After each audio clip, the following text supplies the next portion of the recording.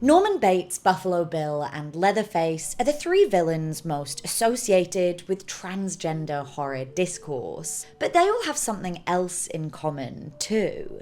Supposedly, they are the most well-known icons of horror, canonically inspired by Ed Gein. And I can't help but wonder how this came to be. Why is transness associated with skin-wearing serial killers? And why does Ed Gein play a role in all of this?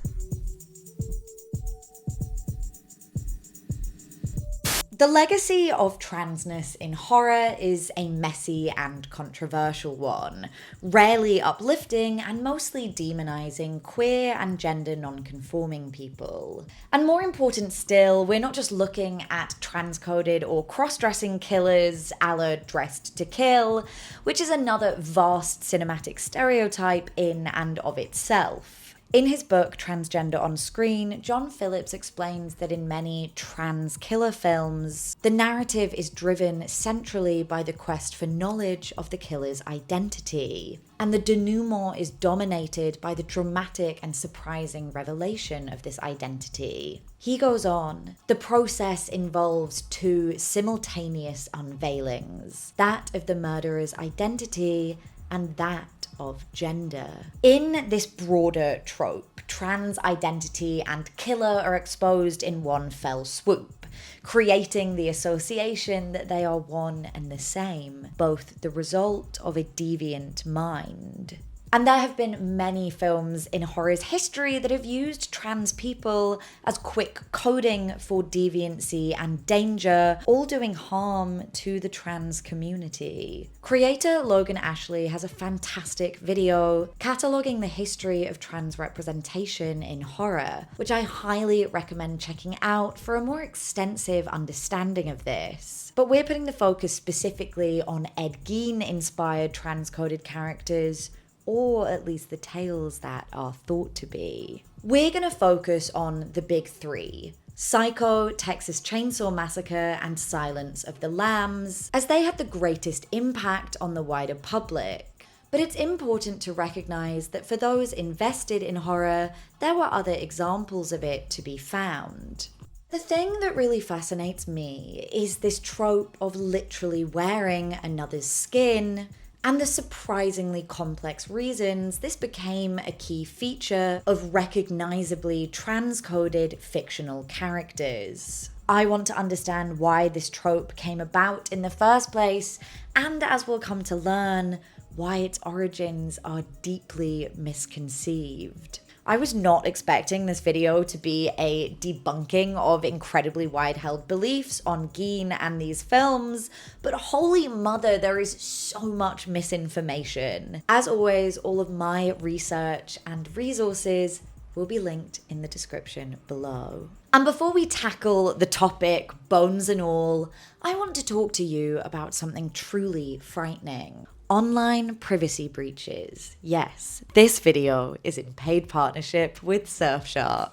Surfshark VPN is a virtual private network that ensures your safety online, with industry-leading security encryption that protects your data and personal information, therefore protecting you from scamming and identity theft. And as a cinephile, there are even more benefits, as Surfshark VPN allows you to place yourself anywhere in the world online, which means if something isn't available on my streaming services in Australia, I just switch my location to another country where it is available. I use this feature almost every single day, and it has been a game changer having the entire international catalogue of my streaming services available to me. And Surfshark can be used on unlimited devices, and it has 24/7 customer support. Surfshark also offers Surfshark Antivirus, powerful device protection from viruses, securing everything from your webcam to your files with 24/7 security. So, if you want to expand your cinematic libraries and protect yourself, go to surfshark.com/girlonfilm or use the link in my description for 4 extra months of Surfshark at an unbeatable price. And if you don't love it, there's a 30-day money-back guarantee.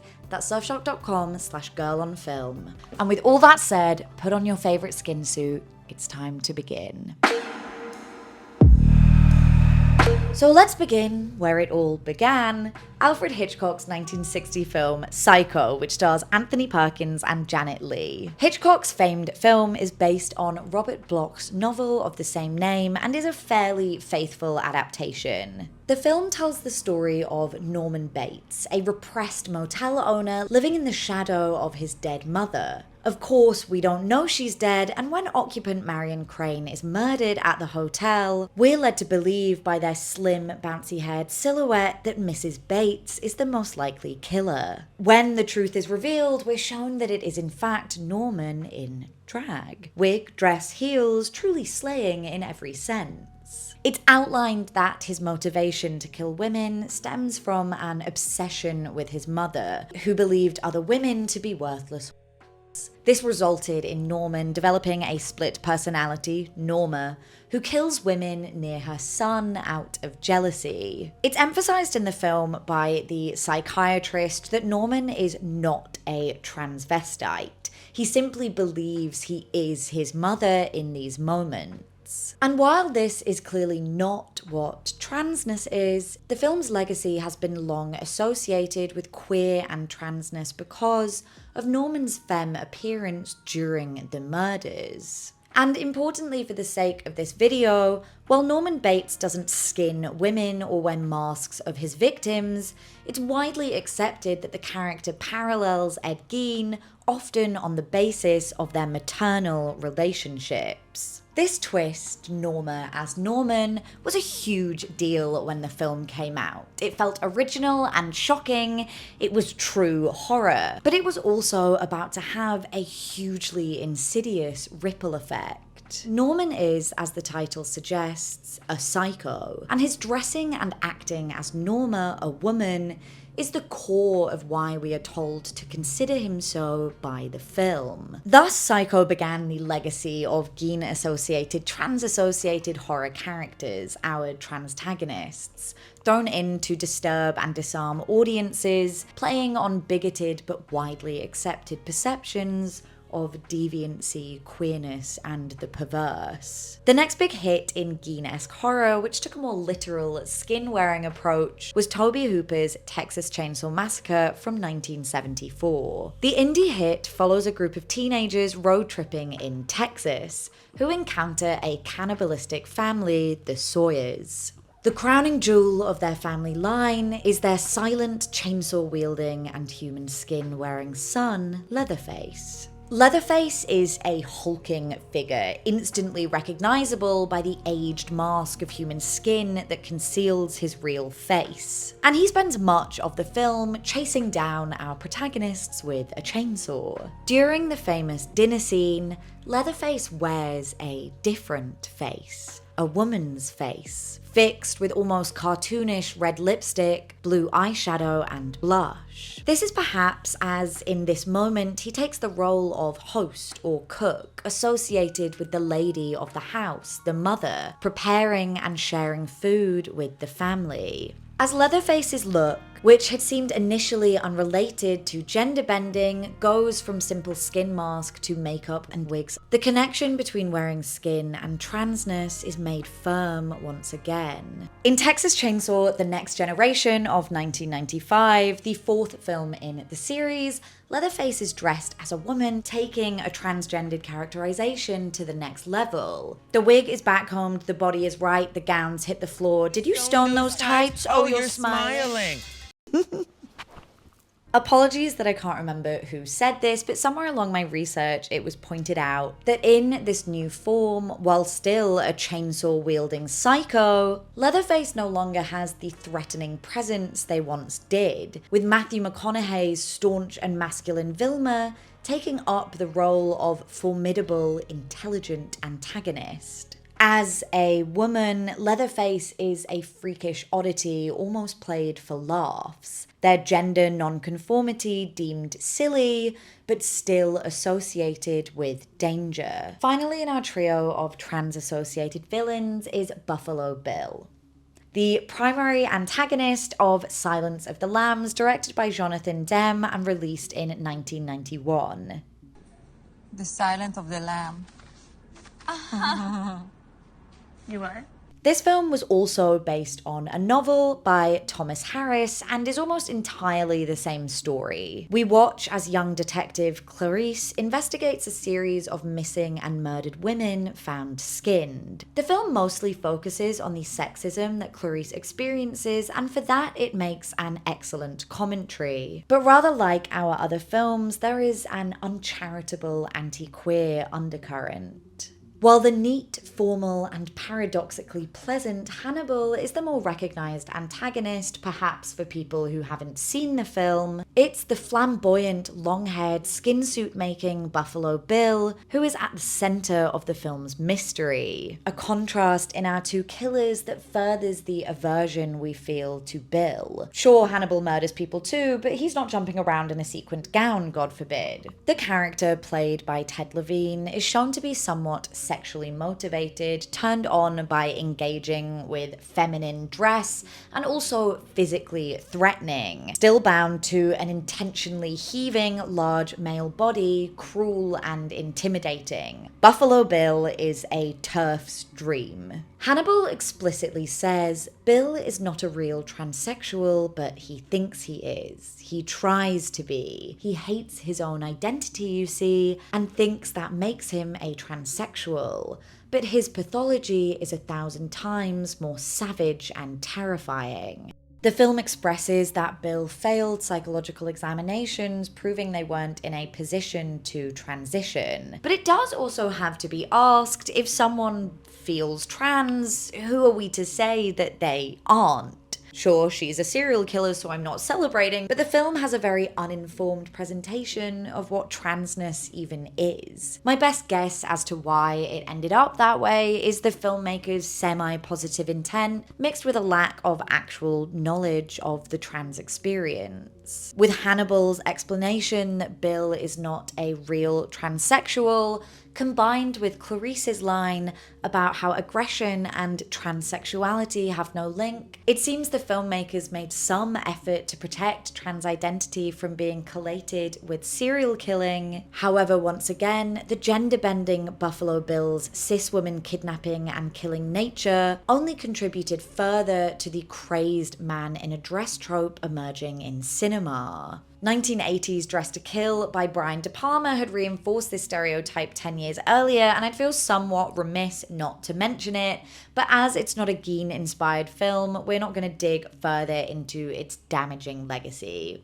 Like Psycho, Silence was a massive event, even being Oscar nominated, and it brought the idea of female skin suit making murderers back into the public consciousness. As I've said, all of these films are widely accepted to be associated with killer Ed Gein. But did any of the filmmakers ever actually say this? Psycho is a little complicated, and we're going to get into that more in the next section, although I can tell you now that I found no evidence of Hitchcock ever mentioning Gein. As for the other two, their link is a little stronger, but not as strong as endless ill-informed articles and documentaries want you to believe. Toby Hooper was aware of the case and explained to interviewer Phil Van Tongeren that it had some impact on him and his film. When asked what role Gein played in inspiring Leatherface, he said this: "I can't remove that from the equation because I had relatives from Wisconsin, and when they would pay us a visit when I was about 4 or 5 years old, they told us the story about this man who lived in the next town from them, about 27 miles or so, who was digging up graves and using the bones and skin in his house. That was all I knew about it. They didn't mention his name, but to me, he was like a real boogeyman. That stayed in my mind." Silence of the Lambs author Thomas Harris, as far as I could tell, never made any comment on Buffalo Bill being inspired by Gein. He's basically avoided interviews his entire life, but we do know he was previously a crime reporter at the News Tribune in Waco, Texas, and then in Manhattan, New York, and apparently he did extensive research with the FBI to understand killers when researching his novels. FBI officer John Douglas, perhaps known to most as the inspiration for the show Mindhunter, did share in an interview with the Flashback Files. Thomas Harris saw a presentation of mine in which I talked about 3 cases: Ed Gein, Ted Bundy, and Gary Heidnik. They're all different types of killers. He goes on, so Harris got the idea for Buffalo Bill from 3 different killers: Gein, Heidnik, and Bundy, who used to lure his victims by pretending he had a bad arm. Douglas discusses consulting with Harris and the silence filmmakers in various interviews, but he makes no claim that Buffalo Bill was initially inspired by the notorious Plainfield Killer. Without further comments from Harris, this is about as much proof we have of a link. So, the well-trod tale that these fictional serial killers were all based on Ed Gein is not as legitimate as it seems. And Gein's own legacy, it's even muddier.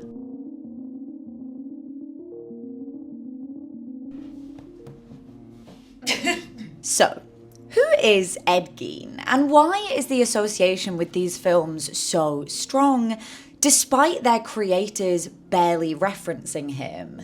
Ed Gein, born 1906, was a man who lived in Plainfield, Wisconsin. His father and brother both passed, his brother possibly under suspicious circumstances in his adult life, and he was his mother's sole caretaker after she suffered a stroke in the last year of her life, 1945. After local woman Bernice Warden went missing in 1957, his home was searched due to suspicions from her brother, and a bunch of body parts were found. Most intriguingly, many of them had been fashioned into household items like lamps and furniture, and also masks. These items were made up of the bodies of 2 local women and many other bodies he said he robbed from graves. Gein was arrested, he admitted to 2 murders, and he was charged with 1, that of Bernice Warden. I have read a million zillion articles about Ed Gein in preparation for this essay, and there are 2 ideas about him that are commonly believed. 1, that his domineering mother made him evil, and 2, that he was secretly transgender or a transsexual. So, let's start with the mother. The idea comes up a lot in fiction of evil women pushing men into becoming monsters. It's a whole trope in itself and is frequently linked to real-life cases like Ed Gein, Edmund Kemper, and David Berkowitz. Gein is usually cited as having an abusive, controlling mother in Augusta Gein. She was religious, thought other women were harlots and sinners, and was extremely close with Ed, or Eddie, isolating him, dictating how he lived, and instilling a distrust in other women. But is this true?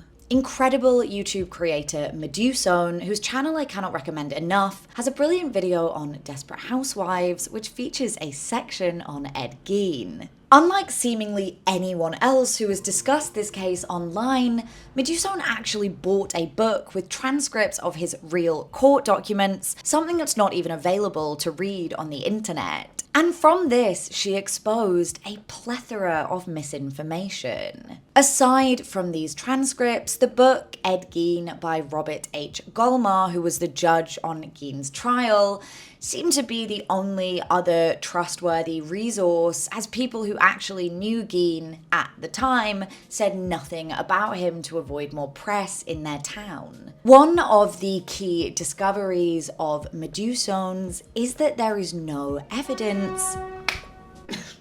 One of the key discoveries of Medusone's is that there is no evidence that Augusta was an abusive parent, but rather George Gein, the father, who was a heavy drinker who stopped working and left Augusta to run the household. George abused Gein and his brother Henry, with the court docs describing him as a threat to Augusta and Ed Gein. So why do people think differently? One major player is a Time magazine article that was released before Gein's trial, i.e. not based on facts presented in the trial, that portrayed Augusta as domineering and hateful against women. There is some truth to the myth of Augusta Gein. A psychologist's report in the court documents noted that Gein claimed to have been instructed by his mother that women in general were tainted with evil and should be shunned, and that his early sexual information was given by the mother,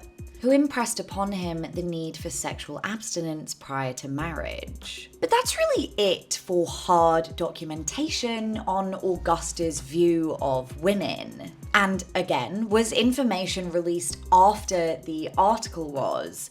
Basically, the Time journalist just decided that this was the story. Police too, as we'll get into, effectively just made shit up and decided on their own story, theorizing on the basis that Augusta's room had been sealed, that she played a huge role in developing Ed's macabre tendencies. But even with what we do know of Augusta's outlook, this isn't a crazy viewpoint for small-town America in the 30s. Hell, go to any megachurch in America and this isn't a crazy viewpoint now. All we really know by Gein's own description is that he loved his mother, they were very close, and he cared for her at the end of her life. There are many more specifics like this that Medusone debunks, and I don't want to steal her thunder, so please make sure to check out her video, which I'll have linked in the description. So, Ed Gein was not driven crazy by his mother in the way we believe him to be. It's the narrative that developed, likely because it's scintillating, sexist, and easy for us to understand. But it's nearly entirely fictionalized through researchless retellings of his story. And this misinformation around Augusta also influences our next myth, that Ed Gein was trans. There are a lot of potential reasons for this theory developing. One of the big ones is the idea that he wanted to be his mother or wear her skin. Gein did in reality have some mental fracturing after his mother's death, and obviously, grief is really hard, and he murdered people. He experienced feelings that things around him weren't real, had auditory hallucinations, believed that he could raise the dead, including Augusta, and said he wished he'd had more contact with other people, all according to the psychologist's court documents. Significantly, none of the above indicate any gender-based desires. So why was his gender questioned? One likely culprit is that he killed women. But this isn't uncommon for a lot of male serial killers to target women, and we don't even know that he only killed and collected women. It is also part of the myth that no one has a source for on account of the case being initially handled by small-town cops who didn't perfectly document everything. Another potential reason, Gein made masks from human faces. And he did admit in court docs that he made some skin masks and tried them on, but he also made lampshades and belts. Further to that, in an interview with police, he said himself he barely wore them because he had other stuff to do. Another contributor to the myth is it is believed he chose victims that resembled his mother. I'm not trying to piece together the exact facts or the real story. Again, Medusone is your place to go for this, but she explains that Gein himself claimed varied motives for his crimes and only expressed that victim Bernice Warden resembled his mother when coerced by police interview. Further backing the idea that Gein's confessions were coerced is the work of Ryan Lee Cartwright, who through extensive research found that, quote, before Gein was questioned, his police interrogators had already formed a lay theory of the gender and mental pathologies that they imagined to explain his macabre violence. Similarly to suggesting that Warden looked like Gein's mother,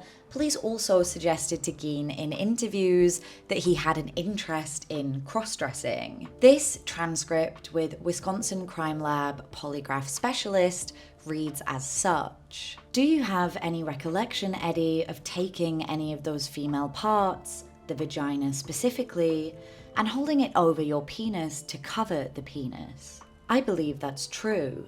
You recall doing that with the vaginas of the bodies of other women? That I believe I do remember. That's right. Would you ever put on a pair of women's panties over your body and then put some of these vaginas over your penis? That could be true. As far as I'm concerned, it's clear that any admittance of anything even close to an interest in gender transformation is suggested, here by the polygraph specialist Joe Vilimovsky. As with the theories police had regarding his mother, Gein didn't offer this information. He just agreed, and passively at that. Finally, small-time filmmaker Michael D. Moore of the film Deranged, not that Michael Moore, claimed in his self-made documentary on Gein, Maniac, that books on Christine Jorgensen's sex change operation were found on the shelves of Gein's home. Sex change operation! But Jorgensen's autobiography was published in 1967, 10 whole years after Gein's home was searched in 1957. It's so astounding learning more about this case to discover how much of the known story, echoed by every documentary, profile, podcast, and YouTube video, is just made up. All the way through to the year 2025, content creators, articles, and books continue to spin this imagined tale.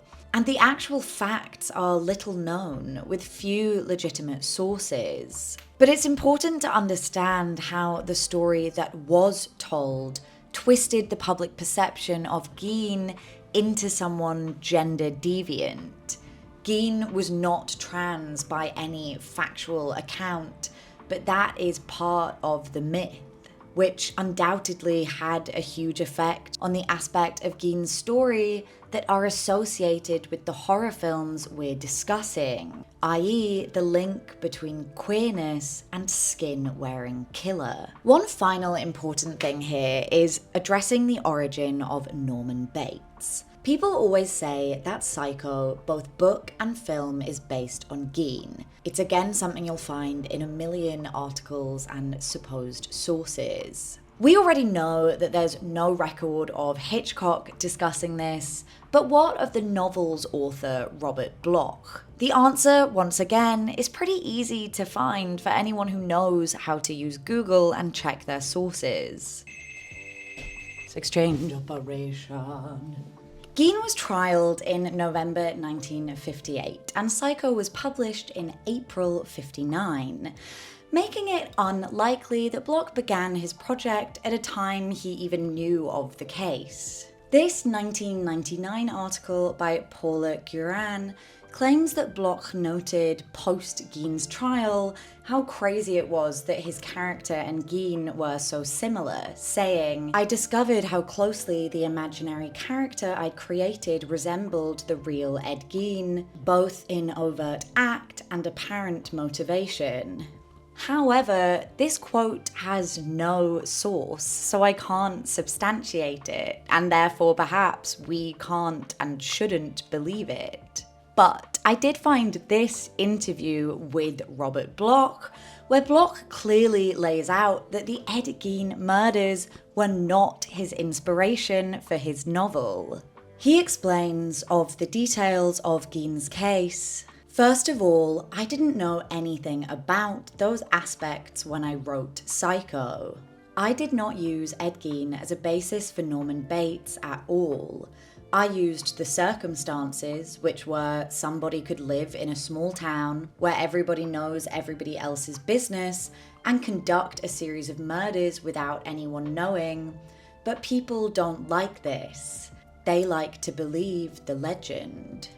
What's fascinating is that the fictional story of Norman Bates, which introduces the threads of the mother and cross-dressing, was then linked back to Gein because of the very minimal and misunderstood parallels. Ed Gein is explicitly not the basis for Norman Bates, and Block dispels this as legend, but Ed Gein's story is almost defined in reverse by Bates. Bates' mother embodying traits pasted back onto Augusta Gein. Ultimately, there is no evidence of Gein being anything other than a cis killer who we don't know a lot about, and will never truly understand his motivations. Nonetheless, the Gein-inspired trans discourse in horror prevails.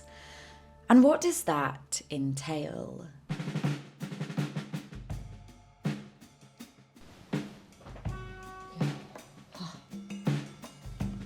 So, what is the discourse around our three films and gender? Despite Gein not even being trans, and despite the films barely being based on him, his messy, made-up legend and the strong association with gender identity still stands. Which means the association between transness and these films remain. It's interesting to me that killers embodying their fathers is a trope in horror that doesn't really exist, because it's the femaleness of it all that fascinates people. As trans women seem to fascinate the public and often draw more attention and vitriol than trans masculine people. Gein's story intrigues people so because of this ill-conceived association with womanhood. Norman kills as the mother because the thought of a man adopting femininity terrifies people.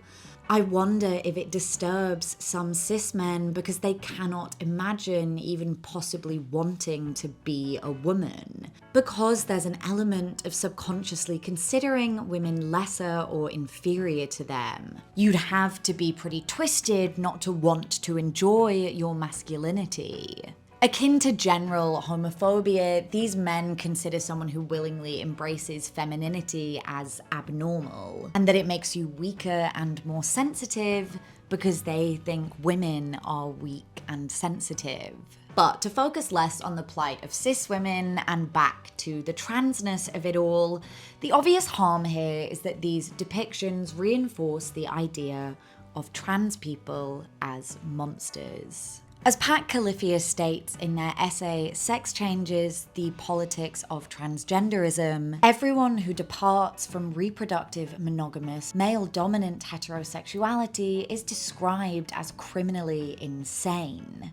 You might be wondering at this point if any of the filmmakers actually said our villains are trans. Neither Tobe Hooper or Texas Chainsaw Massacre address this, but Psycho and Silence argue that they are not. Horror featuring transantagonists often describe their own characters as not trans, but so crazy they think they're something or someone else. When the psych is discussing Norman, he says he is not exactly transsexual. In Dave R. Reiser's essay, Private Traps, he explains that this wording, quote, implies that he is just, a little bit different because his change has been brought about by collapsing the differences between the grieved subject, his mother, and the grieving subject himself. This psychiatrist and this film see an incestuous, violent, mad overlap of griever and grieved subject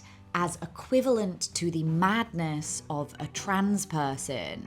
It suggests that a mind could be twisted into desiring the performance of another gender, i.e. a transgender mind is a twisted mind.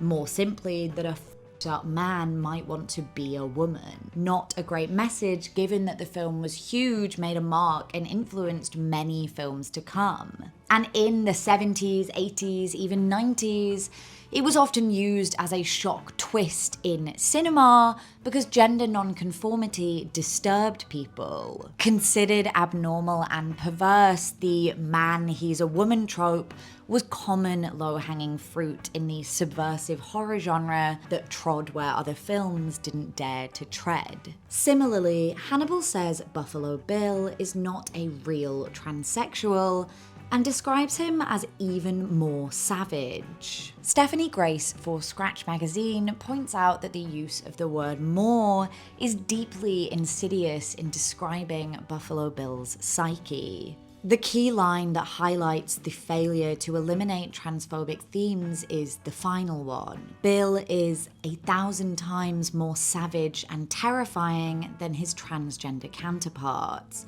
The implication here is, of course, that any and all transness is still savage and terrifying to some degree. But in reality, violence and sexual violence is statistically proven to be committed by cis men, where trans people are one of the demographics most harmed by this violence. The implication in media that trans people are the disturbed and violent is simply fundamentally, factually incorrect. It's clearly backed up here by these 2022 stats from the FBI in the US, and by this UCLA study on violence against transgender peoples, and frankly, any other studies done on the subject. I really don't want to get into debating anything outside the horror. There is so much information that's out there and easy to access. But to any cis people watching who feel uncertain, trans people are in no way a danger to you. Frighteningly though, the films that frame trans people as something they are not leave real people believing the fiction, which harms trans people who are simply trying to exist in public.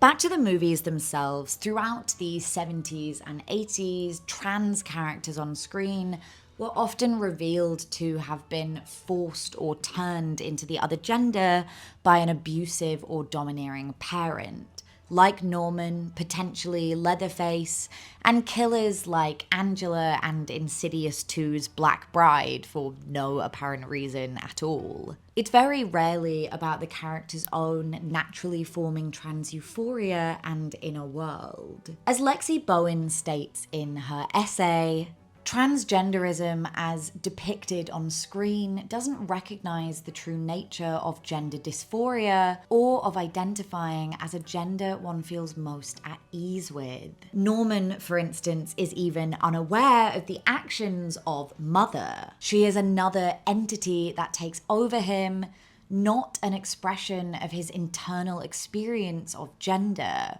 This is harmful as it misrepresents what being trans is to an uninformed public who correlate it with men who like putting on dresses, especially to do nefarious deeds. The sexual framing is also a deeply damaging one. This is only mentioned in Psycho, that Norman is not a transvestite, as a transvestite dresses in another's clothes for pleasure. But in Silence of the Lambs, the idea that transness is sexual is pushed by the entire narrative. Bill is framed as a predator, his famed "I'd f*** me" line, showing us the sexual fulfillment he seeks by obtaining female bodies. To quote Stephanie Grace again, the idea of a transition being informed by a man's violent and erotic thoughts reads like a Breitbart headline. And transvestitism is a real thing. It's a controversial term, owned by some and rejected by others, but people do dress up in gendered clothing for sexual pleasure, and that is totally chill. But it's not the same thing as being transgender. Sexual pleasure is not a motivation of trans people. It's as simple as that. Listen to any trans person ever discuss their experience and you'll know that's not true. But these films do so little to distinguish between the two, and therefore the idea becomes that being trans is to be inherently sexual and sexually perverse, something deviant. What is presented visually as transness is either often dismissed as the result of abuse or mental illness or sexual desire, and explicit transness is not addressed. The idea of passing also comes up in all three films. As Reiser explored, we see that in this depiction of Norman. His wig, as described in the working script on page 125, is, quote, a mockery of a woman's hair. He is always described as a bad imitation of a woman, literally mocking cisgender women with his existence. Bill and Leatherface are near cartoon characters, unsophisticated, heavy-set, and barely reading as female, despite their attempts. The fact that the characters are associated with transness but don't pass or perform femininity successfully creates more damning ideas. Mainly that there are successful and unsuccessful versions of transness based on someone's ability to imitate womanhood. Ultimately, these three films draw a hard association between gender nonconformity and killer, and it's hard to argue that that's not harmful. This idea that trans women especially are killing cis women in order to wear their skin is up there with the most sickening imagined ideology that TERFs and transphobes believe trans people pose a threat to them. Unfortunately, especially during the 60s to 90s when these films were being released, their characters were highly likely to be the only exposure many people would have had to transness. And as trans people are still to this day on the receiving end of immense bigotry, prejudice, and misinformation, it seems many people still haven't moved past the ideas they established.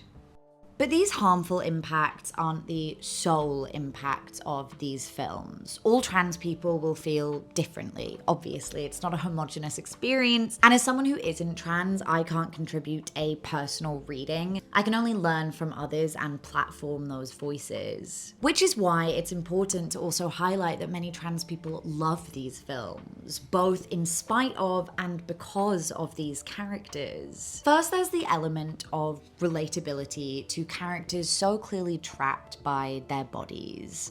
Norman says plainly and painfully, "I think we are all in our private traps, clamped in them, and none of us can ever climb out. I was born in mine. I don't mind it anymore." Sometimes defending the complex legacy of these transtagonists is simply about being seen. So many trans people are horror fans because, like other outcast and misunderstood groups, they gravitate towards the edges of society or are pushed towards the edges. And horror, a countercultural film genre, meets them there. Just to have transness acknowledged is to know you exist. I can relate to myself only from the perspective of female monsters, and I discuss Barbara Creed's monstrous feminine theory here. But on the simplest level, even seeing women on screen as ugly, evil, and immoral is seeing them on screen. And often the ill intent of those characters is something I can bury my anger and frustration in. Yay! Reiser writes again, Norman's false cheer over his real grief, anger, and cacophony of violent emotions is compelling. Rage is a relatable part of the trans experience because anger formed by transphobia is intensely real and justified. While the anger that stems forth through these characters connects transness to violence, which isn't a good thing, rage is a recognizable force in a lot of horror. Whether it be coming-of-age films exploring adolescent growth, rage in stereotypical Taken-style revenge films felt by scorned men, or female rage at misogyny that is exhibited in many modern final girls. For trans people, the expressive rage of the transtagonists can at least provide some outlet or catharsis, even when the films frame the characters as being objectively wrong. For monsters to be carriers of these huge, painful feelings makes them more so mascots, able to act on it in ways that people can't in reality. Writer Jeff Rauner describes monsters as the gender heroes of my adolescence in their essay, My Gender is a Chainsaw. Speaking initially to non-human monsters, they explain, monsters are allowed to be genderless or gender undefined in a way heroes never can be. But when discussing seeing Leatherface's cross-dressing in Next Generation specifically, they describe this as transcendental. When I wake up in the dark, I name the names of power. Leatherface, Frank, Audrey 2, Jason, Angela. I reach for the boy who didn't know what gender was and found comfort in killers that made those who did know shrink back in terror. What I am is called a monster, and if that's how it's got to be in Texas, I might as well be a chainsaw. This is a really beautiful personal essay by Rauner, and I highly recommend reading it. And where does all of that leave us? The Gein legacy is pretty much bullshit, and this symbiotic relationship between cinema and his real-life mythology has tainted both, creating this mythical villain trope of the female skin-wearing serial killer. K.E. Sullivan for Jump Cut states, "In the cyber and cinematic imagination, this collapse is further solidified through the obsessive recycling of the Ed Gein, Norman Bates, Buffalo Bill mythology. Gein as an historic figure does not offer one stable interpretation, but remains multiply interpretable as cannibal, transvestite, fetishist, necrophile, mama's boy, and transsexual." Sadly, this synonymous legacy remains. So Norman Bates, Leatherface, Buffalo Bill, they undeniably had and still even have a pretty negative impact. But there's also the argument made by trans people that it's still worth embracing these characters. At least they exist at all, at least it gave trans people something to see themselves in and even to inject their rightful anger into. But surely we can and should do so much better. Inclusion is one thing, but the films lack the sensitivity, information, and nuance to address any real ideas of gender. They were ahead of their time only in the sense that they pointed to the idea of transness, not that they could offer any progressive insight. Checking out the work of actual trans filmmakers like 2024's I Saw the TV Glow, 2019's Bit, or the many shorts mentioned in Logan Ashley's essay is far more important than ruminating on old and painful presentations. And if there's one thing to take away from this essay, it's that any story can be told with sourceless misinformation. And we chose, as a broadly cis society, to tell a grand lie that destroyed the legacy of transness. And I think that is pretty frightening. That's that for today. Thank you so much for watching, and please do share this video because I truly think more so than anything I've ever made, the information it contains is genuinely so important. And selfishly, for my sake, please hit your notification bell because only around 500 to 1,000 of my 60,000 subscribers have been watching my last few videos. On a way happier note, right now I should be at the Cannes Film Festival in France, so I'd love to hear which films you're interested in hearing me discuss in future videos. Thank you again to Surfshark. Don't forget to check their link. And with that, I will love you and leave you. Au revoir. Bleh, bleh, bleh.